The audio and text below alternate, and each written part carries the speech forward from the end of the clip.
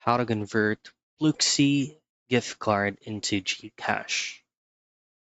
Now, without prolonging this specific topic right here, you cannot actually directly convert a Pluxee gift card into your Gcash.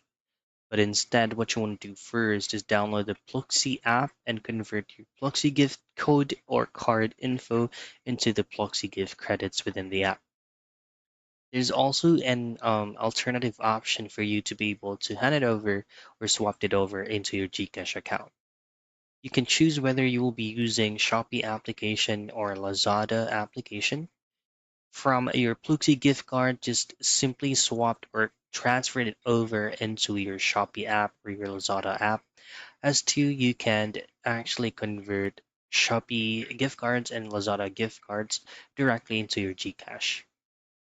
So I believe that's the least option that you can do for you to be able to convert your Pluxee gift card to Gcash.